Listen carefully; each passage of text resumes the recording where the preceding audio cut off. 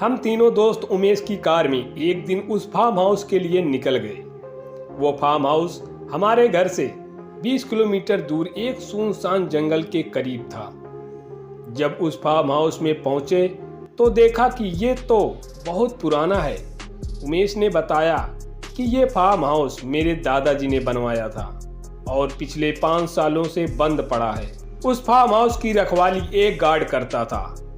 अब हम अंदर पहुंचे तो देखा कि बंगला तो काफी आलीशान था, लेकिन काफी जर्जर हो चुका था। उस बंगले को देखकर अनुमान लगाया जा सकता था कि आज से 40 साल पहले ये बंगला कितना सुंदर लगता होगा।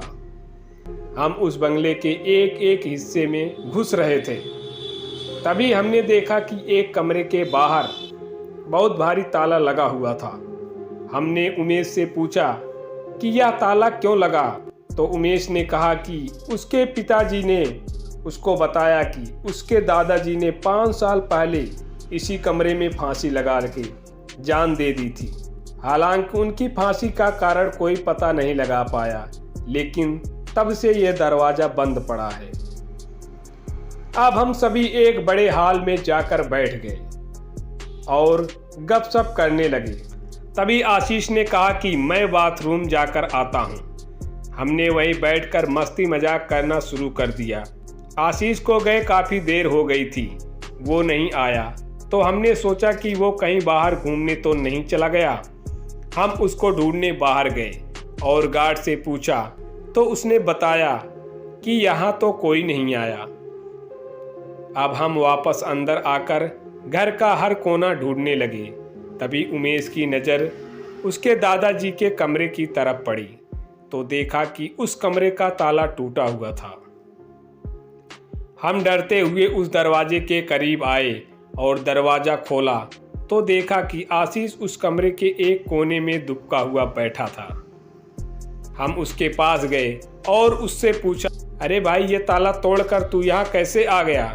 तभी आशीष ने ऊपर देखा तो उसकी आंखें एकदम लाल थी और वो एक अजीब भरी आवाज़ में बोला, भाग जाओ यहाँ से। हमने सोचा वो मजाक कर रहा है, लेकिन वो तभी उठा और चाकू लिए उनको मारने के लिए दौड़। हम दोनों डरते कांपते हुए वहाँ से भागने लगे। वो भी हमारे पीछे आया और जैसे ही वो हमारे कमरे से बाहर निकला, बेहोश होकर गिर पड़ा। हमने तुरंत घर पर फोन किया और घर वाले एम्बुलेंस लेकर आ गए। वो काफ़ी दिनों तक बेहोश रहा और जब उसे होश आया वो सामान्य था। डॉक्टर ने चक्कर आना उसकी बेहोशी का कारण बताया। हमने घर वालों को ये घटना कभी नहीं बताई, लेकिन हमने जब आशीष से पूछा तो उसने बताया कि जब उसके दादाजी के कमरे से गुजर रहा था तो उस कमरे से कुछ आवाज़ें आ रही थी। उसने जैसे ही सब सुनने के लिए दरवाजे के कान लगाया, उसके बाद से उसको कुछ याद नहीं रहा। उधर वो सीधा हॉस्पिटल में ही जागा। इस घटना के बाद हम उस फार्म हाउस पर कभी नहीं गए। हमको एहसास हो गया था कि उमेश के दादाजी की आत्मा आज भी उस फार्म हाउस में मौजूद थी, जो किसी का इंतजार कर रही थी।